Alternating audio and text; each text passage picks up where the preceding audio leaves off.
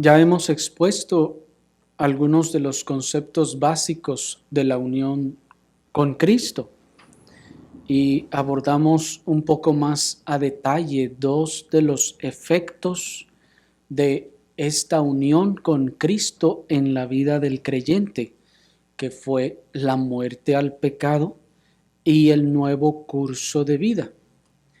Sin embargo, hermanos, la unión misteriosa de Cristo con el creyente incluye muchos más aspectos importantes en el estatus legal del creyente que ha experimentado esta unión, así como también muchos más efectos experimentales en el creyente que hemos considerado que es necesario que no pasemos por alto, dado a su gran beneficio y fortalecimiento que esperamos tener de Él en nuestra vida espiritual.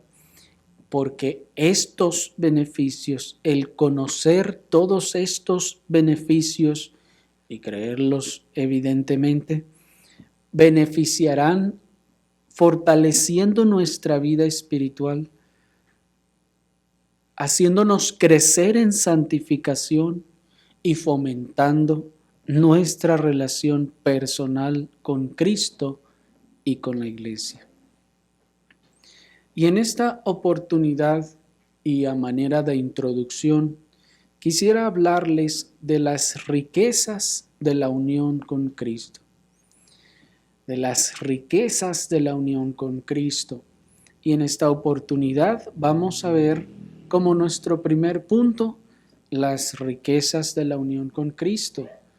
Enseguida vamos a ver como nuestro segundo encabezado el efecto de estas riquezas de la unión con Cristo. Y por último vamos a ver y vamos más bien a comenzar a ver ya algunas o una de estas riquezas y veremos la unión con Cristo en el propósito salvador. Bien,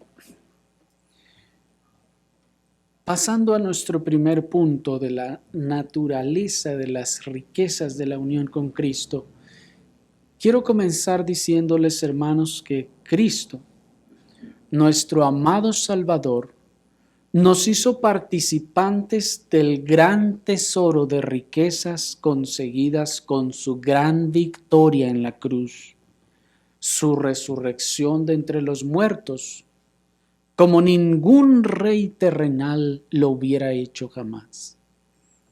Cuando entre los hombres los reyes iban a la guerra y conquistaban naciones y se apoderaban de todos sus territorios y riquezas, los reyes guardaban para sí lo mejor y se quedaban de hecho con la mayor parte. Todo el territorio de hecho era para ellos. Y de lo que les quedaba repartían un poco ahí al ejército a los que habían ido a pelear con ellos. Pero ningún rey volvía con el botín y lo repartía entre su pueblo. Pero miren nuestro bendito Señor Jesucristo, que en esa gloriosa obra que hizo en la cruz, en esa gran victoria en la cruz del Calvario y su resurrección, Él consiguió, hermanos, de verdad, un tesoro inmenso, inmenso de glorias y riquezas espirituales para todos los creyentes. Y todas esas riquezas, imaginen ustedes naves industriales llenas, repletas de riquezas de oro y joyas impresionantes. Todas esas cosas que Cristo ganó, las ganó no para Él, sino para todos aquellos que participarían con Él. Y como rey, entonces, en su gran victoria, Él repartió todo su tesoro entre sus súbditos y los hizo partícipes de esas riquezas. Eso es lo que nos enseña Efesios capítulo 1, versículo 6 al 9. Acompáñenme por favor a la carta a los Efesios capítulo 1, versículo 6 al versículo 9. Dice la palabra de nuestro Señor, versículo 6. Para alabanza de la gloria de su gracia, con la cual nos hizo aceptos, noten, en el amado. Aquí comienza el enunciado de la unión con Cristo, ¿se acuerdan? ¿Cuál es el enunciado de la unión con Cristo? En Cristo. Dice el texto, nos hizo aceptos en el amado, en quien tenemos redención por su sangre, el perdón de pecados, según las riquezas de su gracia, que hizo sobreabundar para con nosotros en toda sabiduría e inteligencia, dándonos a conocer el misterio de su voluntad, según su beneplácito, el cual se había propuesto en sí mismo. Hasta ahí. Miren el texto que nos dice, la cual nos hizo aceptos, versículo 6 al final, la cual nos hizo aceptos en el amado. Cuando uno lee esto y dice, bueno, nos hizo aceptos, uno piensa, se referirá seguramente a que antes no éramos aceptos por nuestro pecado y nuestra maldad, pero que ahora en Cristo hemos sido aceptados delante de Dios. Sin embargo, hermanos, la palabra griega que se tradujo como aceptos es la palabra griega caritó o charitó para los puristas, cuya raíz viene de la palabra griega charis, que como ya algunos de ustedes sabrán, significa favor inmerecido. La palabra charis es la palabra griega que se tradujo también en nuestra versión 60 como gracia. La palabra charis significa gracia o favor inmerecido. La palabra caritó en ese sentido entonces significa otorgar gracia.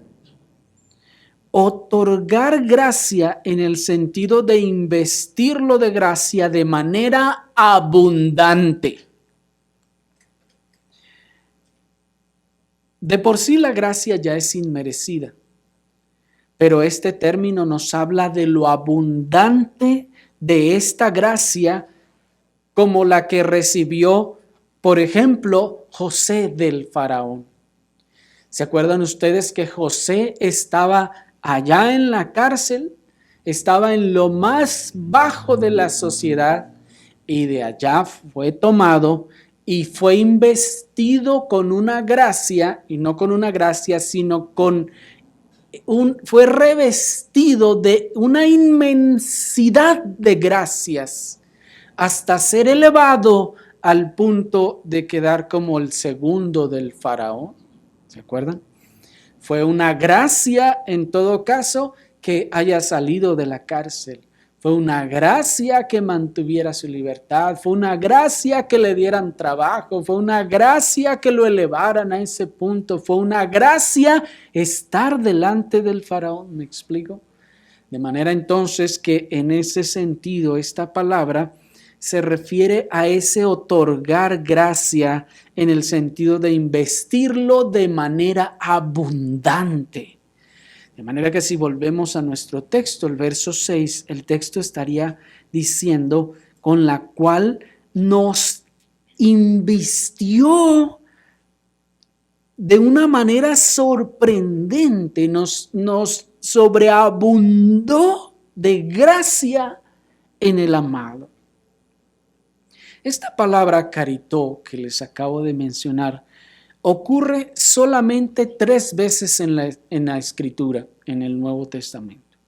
Solo 3 veces. 2 están aquí en el versículo 6 y una más está en Lucas. Esas 2 palabras están, miren el verso 6, para alabanza de la gloria de su, ¿qué dice?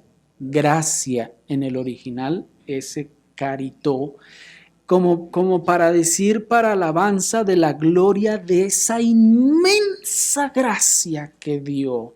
Es decir, de esa abundante gracia con la cual nos llenó de gracias inmensas en el amado. ¿Me siguen? El tercer lugar en donde está esta palabra es en Lucas 1:28, cuando el arcángel le dice a María, salve muy favorecida. ¿Se acuerdan? Esa palabra favorecida es esta misma palabra que significa que el ángel le está diciendo, no sabes con cuánta gracia fuiste investida. Salve, dice, muy favorecida, no dice, salve fulana que recibiste una gracia, no, que recibiste un aluvión de gracias. ¿Me explico? Una gracia que es inmensa o que se compone de muchísimas gracias. Miren pues entonces esta hermosa implicación, pues María siempre ha sido considerada la persona más favorecida sobre la tierra. Y lo es en cuanto a que fue el recipiente físico de la nueva creación en Cristo, el cuerpo físico de Jesús hombre.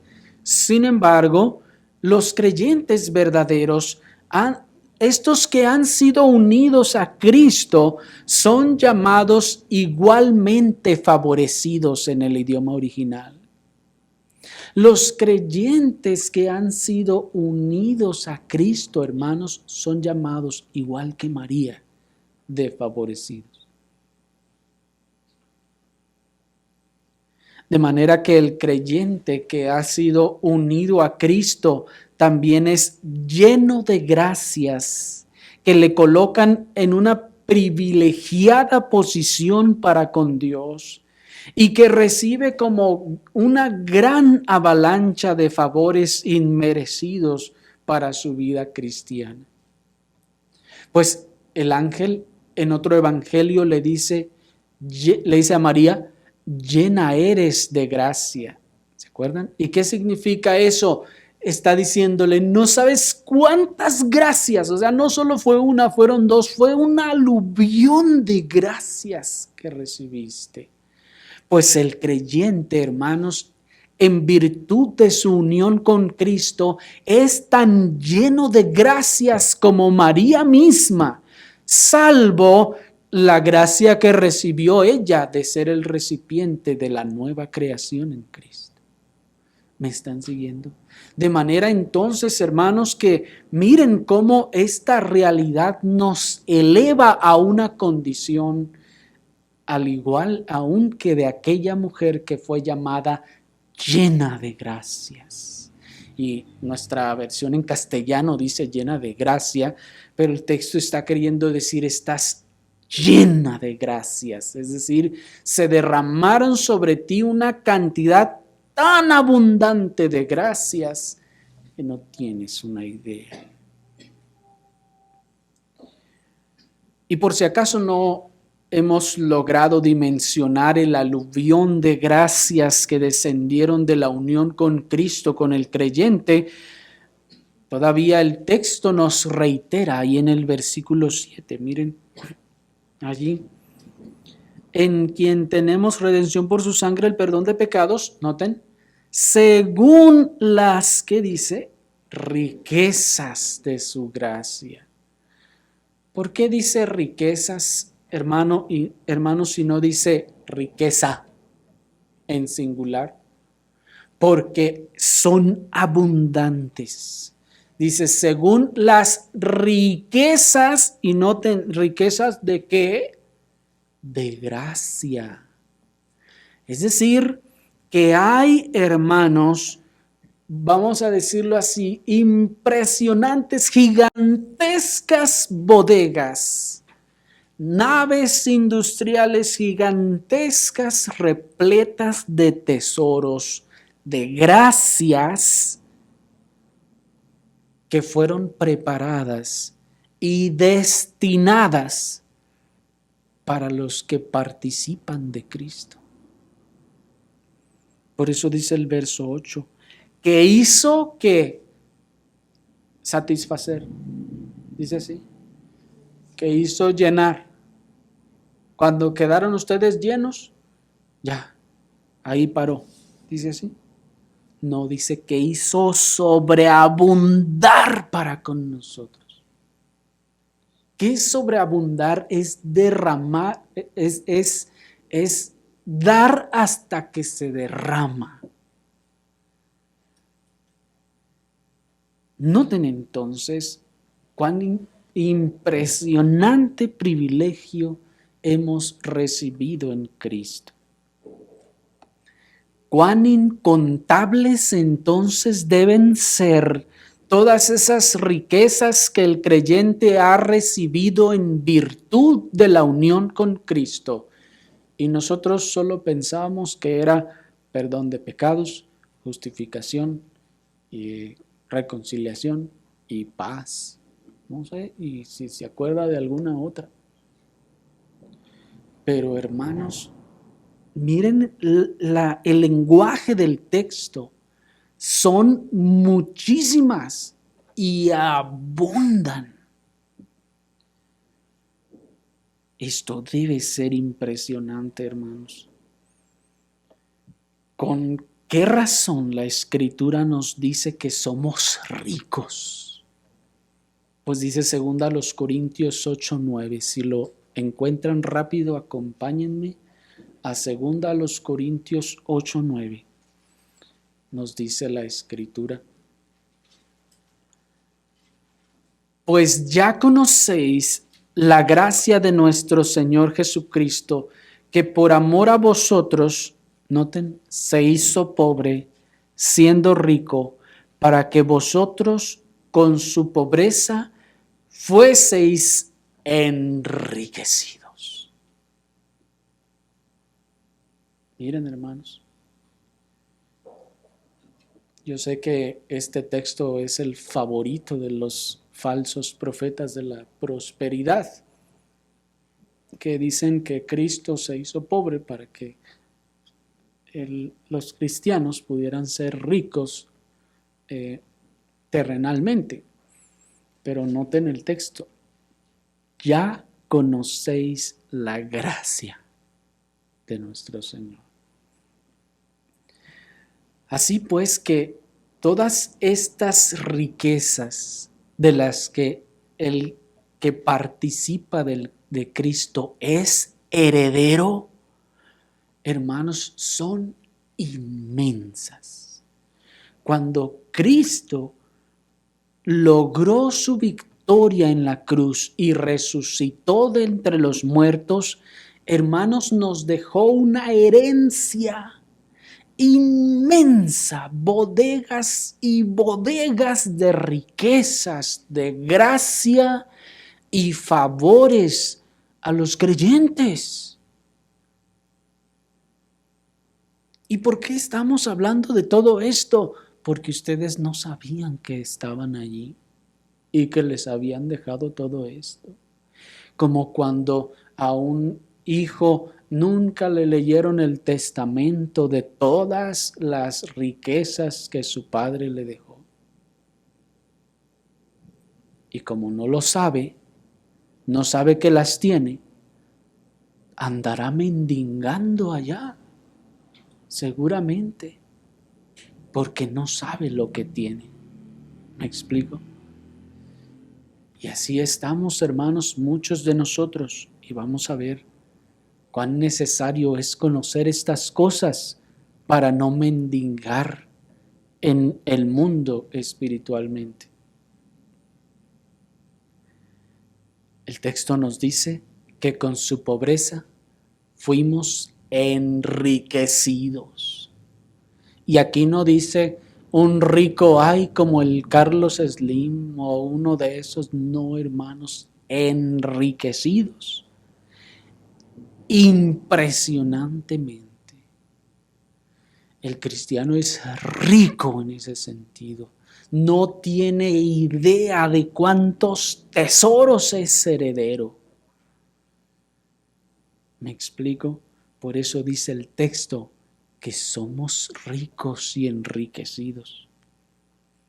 Y los falsos profetas de la prosperidad pensando que se refería al dinero y a las cosas terrenales. Miren entonces dónde está su corazón. Y también dónde estará su destino eterno. ¿Dónde está su corazón? Ahí estará su destino eterno. Dice el ministro puritano William Secker, para que las riquezas no sean contadas, aquí está hablando de las riquezas terrenales, para que las riquezas no sean contadas como malas en sí mismas, Dios a veces las da a los justos.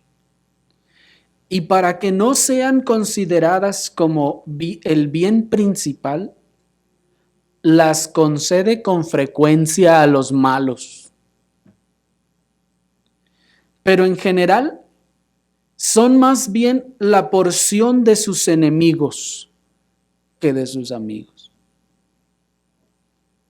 Qué cosa tan impresionante, ¿no les parece? Esta es una realidad. Este ministro puritano logró dilucidar estas realidades. Ciertamente, repito, dice, para que no sean consideradas como malas, a veces Dios se las da a sus hijos. Pero dice, para que no sean consideradas como el bien principal, se las concede con frecuencia a los malos. Y es más, dice, en general son más bien las riquezas la porción de sus enemigos que de sus amigos. Por eso decíamos que Cristo, nuestro amado Salvador, nos hizo participantes de un gran tesoro de riquezas que no tienen que ver con este mundo, sino de riquezas conseguidas con su gran victoria en la cruz y su resurrección de entre los muertos. Y lo hizo como ningún rey terrenal lo habría hecho. Pero como les decía, es necesario que estemos enterados de que nos fueron heredadas esas riquezas. Es necesario que estemos enterados de dónde están, cuáles son y cómo puedo aprovecharme de ellas. Así que pasemos a nuestro siguiente punto, que es el efecto de las riquezas de la unión con Cristo. Ahora bien, todas estas riquezas de gracia no son de la clase de las que se usan para adornarse con ellas y andar en opulencia y en ostentación. Pues ni Cristo mismo hizo eso, hermanos. Cuando Dios nos da riquezas, es necesario entender primeramente que estas riquezas no nos son dadas como las del mundo. ¿Para qué las quiere el mundo? Para ponérselas o andar presumiéndolas y en opulencia, ¿no es así? Se pone sus riquezas en los dedos como anillos, se cuelga sus riquezas en el cuello con collares, se cuelga sus riquezas en las orejas, se pone sus riquezas en la cabeza, se pone sus riquezas en todas partes. Pero estas riquezas no son de esa clase, de las que se usan con esos fines y para esas cosas. Pues ni Cristo mismo, siendo el poseedor de todas estas cosas, hizo tal cosa. Dios, por ejemplo, hermanos, que es el ser más glorioso del universo y tiene todas las riquezas inimaginables a su disposición. ¿Se imaginan ustedes que cuando le veamos estará lleno de anillos, lleno de collares y de ostentando todo eso? No, hermanos, porque eso es vanidad y pecado, presunción. No, Dios no hace eso. Las riquezas que nos son dadas en ese sentido son para su uso, para su empleo en las cosas necesarias para el Señor. Son gracias que por medio de la fe colocan al creyente en un nuevo y privilegiado estado de relación para con Dios, el estado de gracia, y que ejercen en él operaciones sobrenaturales que le sostienen, le fortalecen, le afirman, le santifican, le perfeccionan y capacitan para el correcto andar en Cristo. Así que todas esas montañas de riquezas espirituales se pueden clasificar en dos grandes grupos. Primero, aquellas riquezas de gracia que colocan al creyente en un nuevo estado privilegiado de relación o en relación con Dios, que es el estado de gracia. Y otro grupo de riquezas que son esas gracias que se ejercen en él, en el creyente verdadero, y que ejercen operaciones sobrenaturales. ¿Para qué ejercen eso? Esas operaciones y ese poder, para andar sanando gente y tumbando gente. No, hermanos. Esas gracias y poderes y riquezas que le fueron heredadas al creyente, tienen el propósito de operar en él por medio de la fe para sostenimiento, fortalecimiento, para afirmarlo, para santificarlo, para perfeccionarlo o completarlo y para capacitarlo para el correcto andar en Cristo.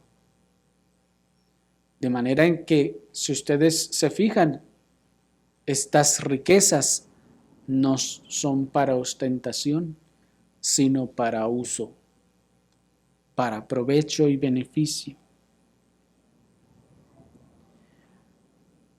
Dijo cierto autor, cuanto más entendemos y crecemos respecto a nuestra unión con Cristo, más gozaremos de la estabilidad espiritual, la santificación personal y la comunión consciente con Cristo. Así que ahí está la respuesta por la que no habíamos crecido en tantos años. Ahí está la respuesta por la cual no andábamos todavía vacilando y dudando después de tantos años. Ahí está la respuesta por la cual no tenemos estabilidad ni hemos crecido en santificación. Ahí está la respuesta por la cual entonces nosotros tampoco hemos avanzado en la fe. Y la respuesta por la cual no hemos podido vencer aquel pecado dominante en la vida suya.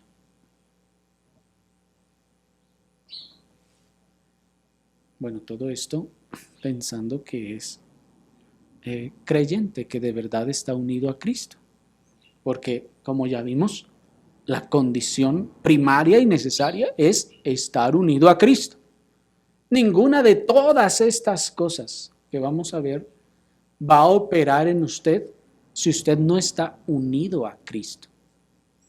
todo lo que digamos será solo palabras, palabras, palabras. Ah, qué bonito se oye, pero no operará nada si no estamos en unión verdadera en Cristo. Muchos de nuestros errores o equivocaciones, muchos de nuestros conflictos, muchas de nuestras luchas, muchas de nuestras heridas, muchas de nuestras caídas en el pecado, muchos de nuestros tropiezos, muchos de nuestros estancamientos o falta de crecimiento y avance en el Señor, muchos de nuestros desalientos, muchas de nuestras aflicciones y muchas más muchas cosas más se habrían evitado si hubiéramos sabido que teníamos a nuestro alcance tan grandes montañas de riquezas, de gracia, disponibles para andar correctamente la vida espiritual. Y hasta ahora hemos andado tan enclenquemente y a tropezones tras tropezones, hermanos, debido a que no tenemos claro cuáles son todas esas gracias y riquezas que Cristo nuestro Salvador ganó para que anduviéramos correctamente en la vida espiritual. De manera que el creyente verdadero que ignora cuáles son esas riquezas, qué significan y cómo operan en su interior por medio de la fe, no solo está desaprovechando un inmensísimo arsenal de recursos para su bien andar, sino que aún más está expuesto a los ataques de Satanás y de la carne sin protección alguna. Dense cuenta entonces cuán necesarias son todas estas riquezas de la herencia de gracia en Cristo. Y es necesario entonces que las conozcamos, qué significan y ejercer la fe.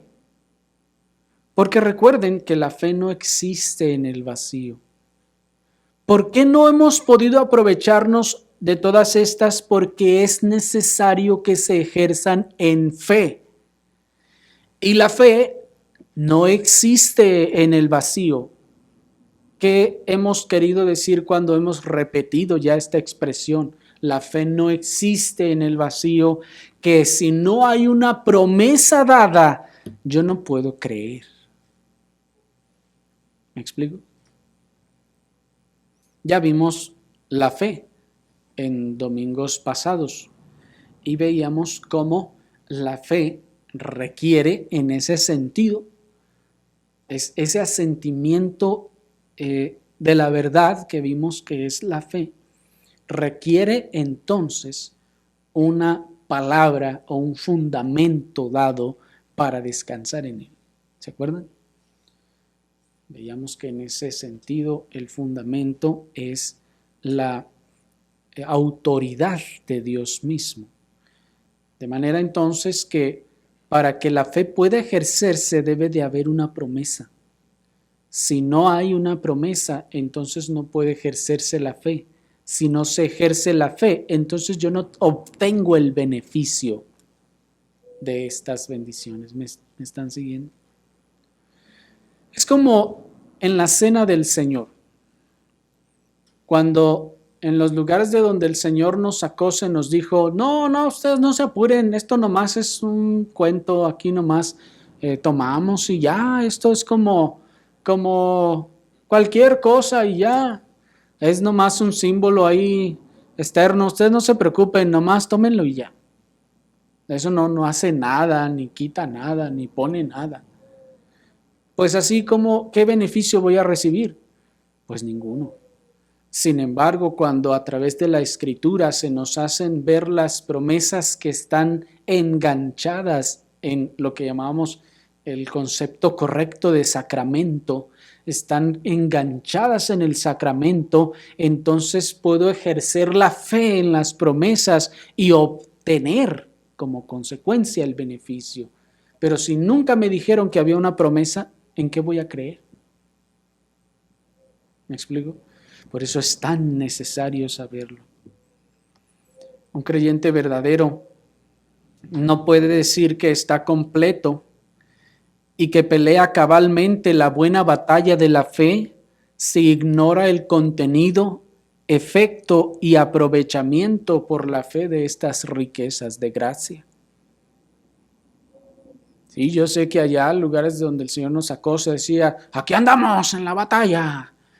¿Cuál batalla? Si más bien, si acaso estaría en la verdadera batalla, lo traerían tundiendo por todas partes. Porque si no tenemos el entendimiento de estas cosas, hermanos, y no sabemos cómo utilizar, por ejemplo, como cuando el apóstol nos dice que nos vistamos de la armadura, si no sabemos ni qué es eso, ni cómo se pone, o como se dice hoy en día, ni con qué se come, entonces vamos a ir así nomás a la batalla. ¿Me explico? Usted ve tirado ahí un pedazo de metal y dice, ¿quién sabe qué será eso? Vámonos a la batalla. Pero ese era el casco que se tenía que poner para que no le dieran, ¿me explico? El conocimiento y comprensión de estas riquezas de gracia, así como la apropiación de ellas por la fe en la batalla de la fe, hará la diferencia entre un campesino en la guerra y un soldado bien entrenado. ¿Cómo va el campesino a la guerra? Con palos y piedras, ahí lo que pueda y donde pueda tirarle. ¿Cómo va un soldado? ¿Hay diferencia? Claro que lo hay. Así como la turba de campesinos que traía Hidalgo, que se enfrentó contra los escuadrones de los ejércitos del general Félix María Calleja, ¿se acuerdan? Ahí en la batalla famosa del puente de Calderón, el 17 de enero de 1811. ¿Sí se acuerdan, verdad?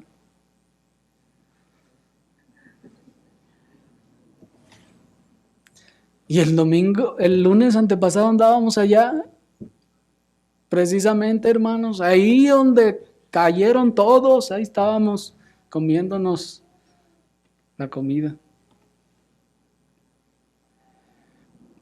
Se dice que eran 25,000 insurgentes con arcos, flechas, piedras, machetes, cuchillos y uno que otro fusil, contra un ejército bien organizado del general Félix María Calleja de aproximadamente 6,000 realistas con sables, fusibles, pistolas, carabinas y entrenamiento militar. 6,000 contra 25,000. ¿Quién creen que va a ganar? Ustedes porque ya saben lo que pasó. ¿Qué fue lo que pasó en aquel momento? Uno pensaría, pues 25,000 contra 6,000, son como 5 veces más.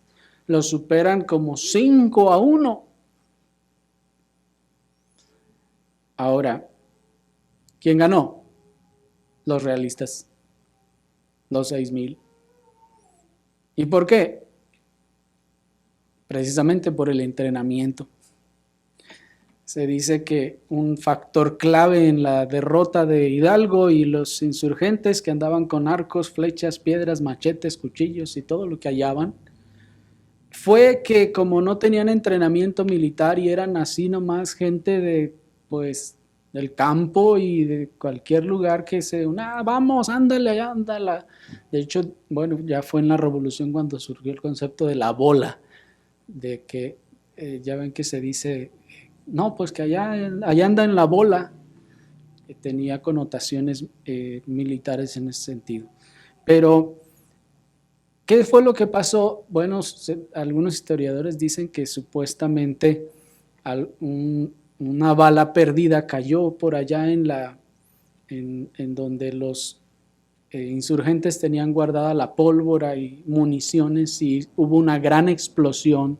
Entonces todos los campesinos que andaban con arcos, flechas, piedras y machetes y cuchillos se asustaron tanto y corrieron despavoridos, se perdieron todas las formaciones.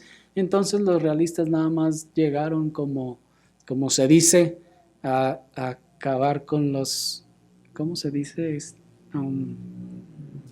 Como a matar a ovejas ahí sí nomás, sin ningún tipo de defensa.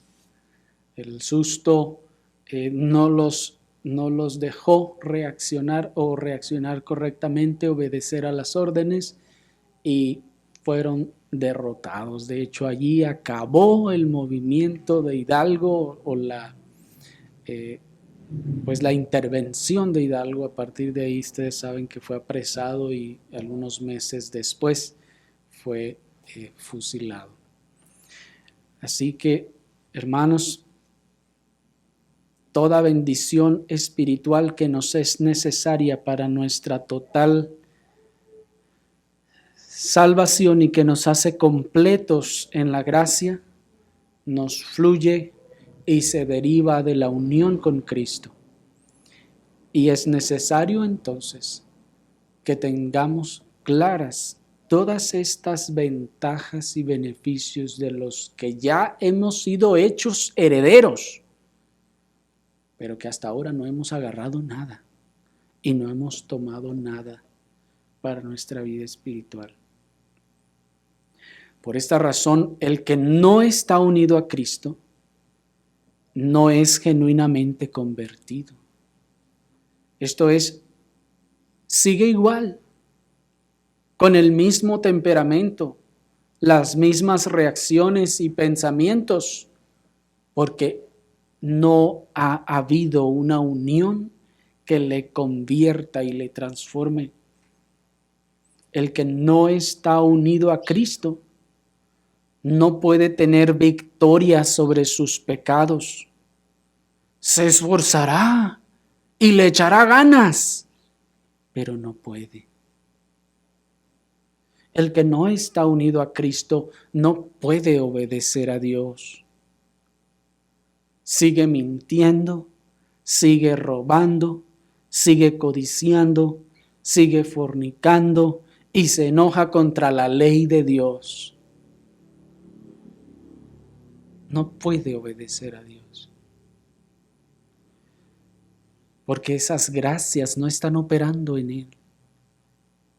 El que no está unido a Cristo no puede crecer en santificación. Sigue con la misma conducta impía. No está interesado o interesada en su crecimiento en santificación y piedad. No tiene propósitos ni metas espirituales, solamente carnales y terrenales. Lo espiritual está al final de su lista de prioridades. ¿Por qué? Porque no participa de Cristo. Pregúntenle cuáles son sus metas y propósitos, y les va a decir 20 o 30 terrenales.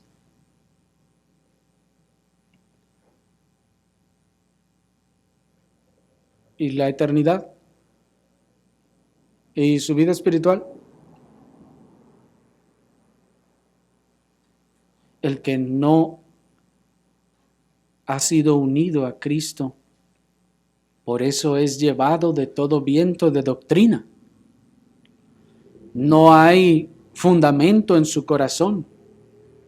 Es arrastrado por toda corriente de doctrina y pensamiento. Por esta razón, el que no está unido a Cristo es profano. Vende sus convicciones por cualquier plato de lentejas en su trabajo, en la sociedad, ante la ley y como sea. Es decir, lo presionan tantito para que no obedezca a la ley de Dios y rápido cede.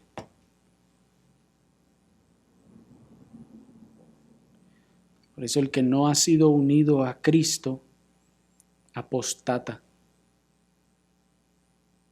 se aparta de Dios, no tiene compromiso serio con Dios y con la iglesia,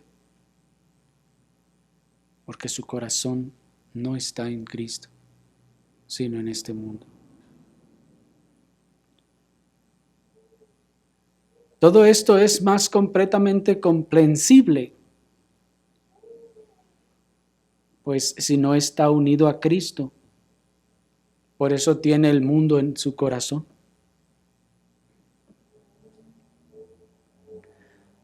No ama la verdad, no ama verdadera y profundamente a Cristo. Dice que está dispuesto a dar su vida por Cristo, pero no está dispuesto a dar un poco de su tiempo y de su servicio y de su prosperidad. Pero el que está unido a Cristo quiere y puede hacerlo, pues conoce de manera íntima que todas estas riquezas de gracia son Cristo mismo.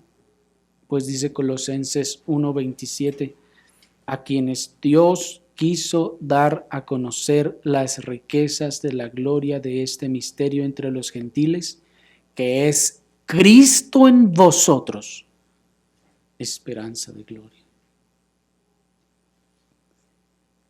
Qué incongruente, ¿no les parece entonces? Es decir, Cristo está en mi corazón, nadie me puede decir lo contrario, Cristo está en mi corazón y seguir igual. Qué incongruente les parece eso, ¿no? Y qué ofensivo para la persona de Cristo.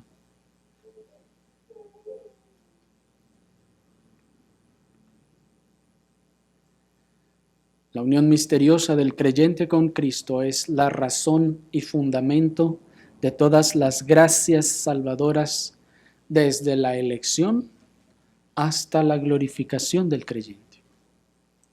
A medida pues que vayamos avanzando, hermanos, en la meditación de estas gracias, la unión misma con Cristo se irá descubriendo a sí misma hasta proveernos un cuadro completo, si el Señor nos concede, de su semblante o de su constitución. Así que vamos a abordar con la ayuda del Señor en lo sucesivo estas gracias en el gran orden en el que el mismo apóstol Pablo las agrupa en Romanos 8, 29 y 30. De manera que veremos entonces primero esas gracias que tienen que ver primero con el propósito salvador, luego con la aplicación de la salvación, luego con la vida del creyente y por último que tienen que ver con la glorificación. Y de todas, hermanos, en total vamos a ver al menos, unas 25 gracias derivadas de la unión con Cristo del creyente, distribuidas en todas estas secciones que les acabo de mencionar. Y quiero terminar con la primera de ellas, solo con la primera de ellas, y veamos entonces por último la unión con Cristo en el propósito salvador. En cuanto a la unión con Cristo en el propósito salvador, nos referimos a que la unión con Cristo comenzó, como vimos, desde la elección. Hemos sido unidos a Cristo en la elección. Dice Efesios capítulo 1, versículo 3 al 5. Bendito sea el Dios y Padre de nuestro Señor Jesucristo, que nos bendijo con toda bendición espiritual en los lugares celestiales en Cristo, según nos escogió en Él antes de la fundación del mundo, para que fuésemos santos y sin mancha delante de Él. en amor, habiéndonos predestinado para ser adoptados hijos suyos por medio de Jesucristo, según el puro afecto de su voluntad. Como vimos ya, hermanos, ni siquiera la predestinación de los pecadores para salvación fue hecha aparte de Cristo o fuera de Cristo, fuera de esa unión con Cristo. Es decir, que el creyente fue elegido en Cristo desde antes de la fundación del mundo. Es decir, que el creyente desde antes de la fundación del mundo ya estaba en Cristo, ya estaba unido a Cristo de manera objetiva. Aprendimos entonces también que dicha unión entonces en Cristo precede a la creación misma. Antes de que todas las cosas fueran creadas, el creyente estaba unido objetivamente a Cristo. Así entonces, la unión con Cristo, como ya habíamos visto, precede a la aplicación de todas las gracias salvadoras en la vida del pecador elegido y es la causa misma de tales bendiciones. Pues veíamos que por lo general se tiende a pensar que es en la salvación cuando somos unidos a Cristo. Pero veíamos y vemos que la Escritura dice que esto no es así, sino que hemos sido predestinados, hemos sido elegidos en este sentido en Cristo. Hemos recibido esas bendiciones en Cristo desde antes de la fundación del mundo. Por ello también decíamos pues entonces que el creyente ha estado en Cristo objetivamente desde entonces.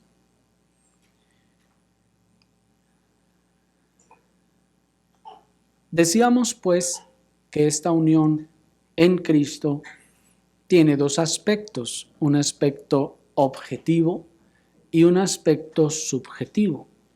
En el aspecto objetivo nos referimos a la unión en propósito y representación de los creyentes en Cristo, aún antes de su conversión.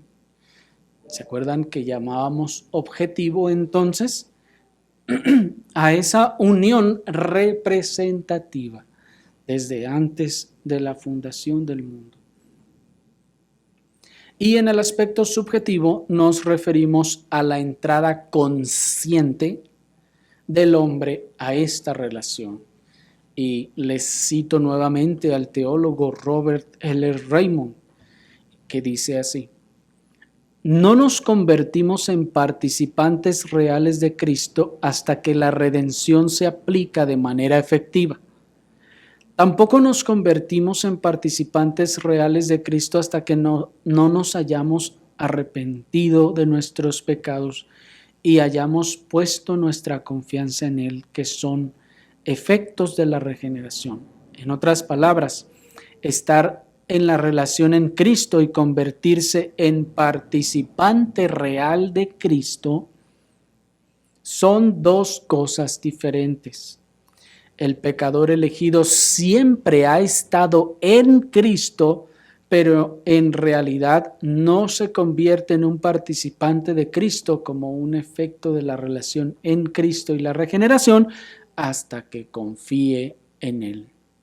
Ya habíamos analizado, hermanos, esta definición y habíamos visto cómo, pues, entonces, de manera objetiva, el creyente está en la relación en Cristo desde antes de la fundación del mundo, pero entra a la relación de manera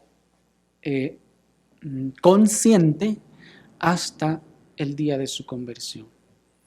De manera que el creyente verdadero, aunque ha estado en Cristo desde antes de la fundación del mundo, no es hasta su conversión que experimenta una unión empírica o experimental con Cristo, puesto que ahora participa de Cristo y de las bendiciones consagradas desde antes de la fundación del mundo. Así que, hermanos, por esta razón el texto dice, nos bendijo con toda bendición espiritual en los lugares celestiales en Cristo.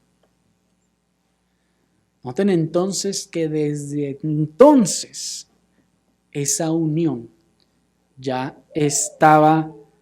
existía de manera objetiva y ya nos había convertido en herederos de todas estas gracias que veremos.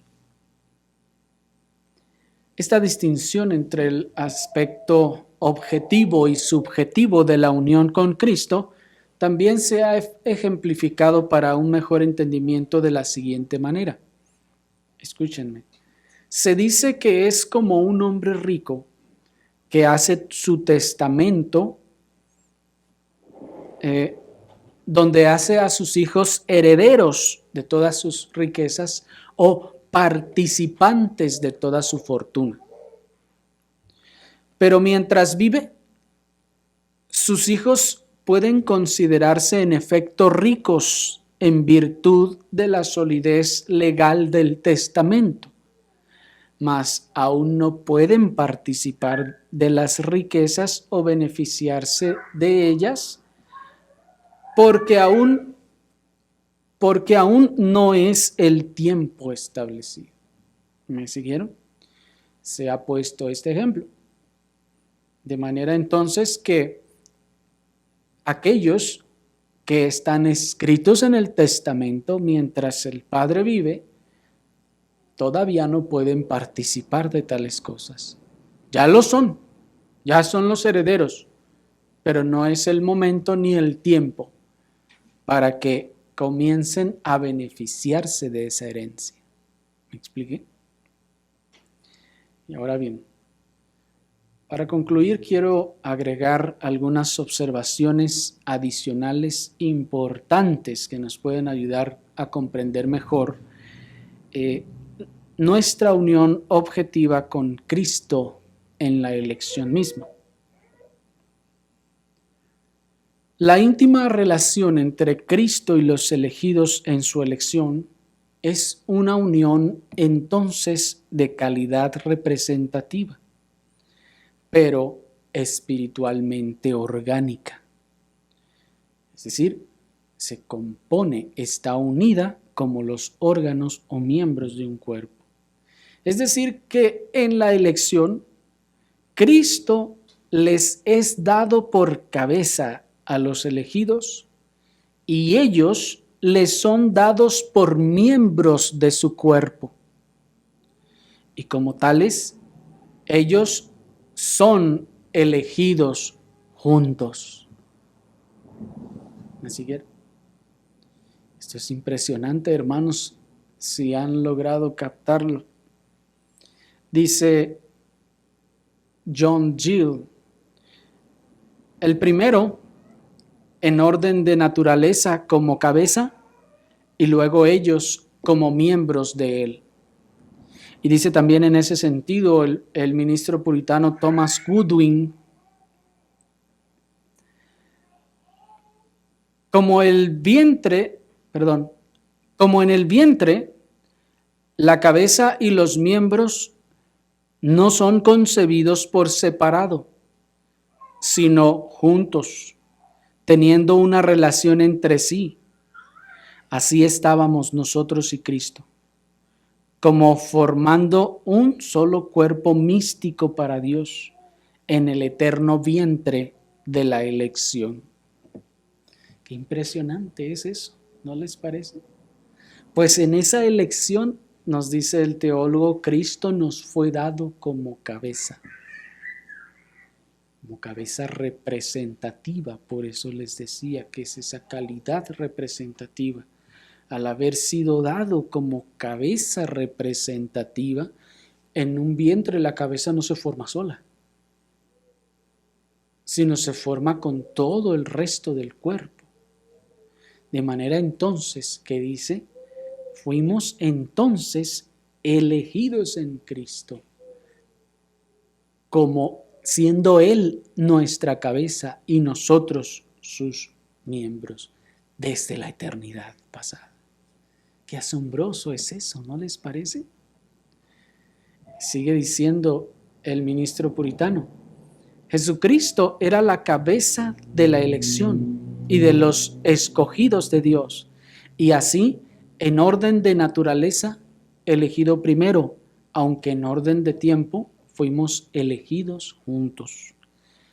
En el vientre de la elección, Él, la cabeza, salió primero, y luego nosotros, los miembros. Termina la cita. Qué analogía, hermanos, tan interesante nos dice el puritano. Pues siendo entonces nosotros unidos a Cristo, pues es una de las metáforas, como vimos, somos unidos a Cristo como su cuerpo.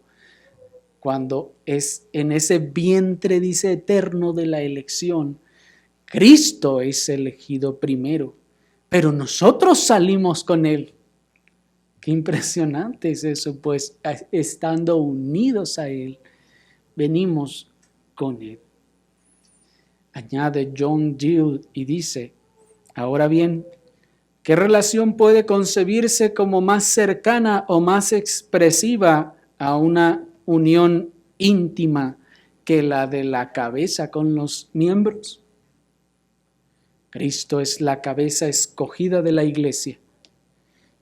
Y la iglesia, el cuerpo escogido de Cristo, la plenitud de aquel que todo lo llena en todo. Termina la cita. Así pues, hermanos, cuán impresionante pues es esta unión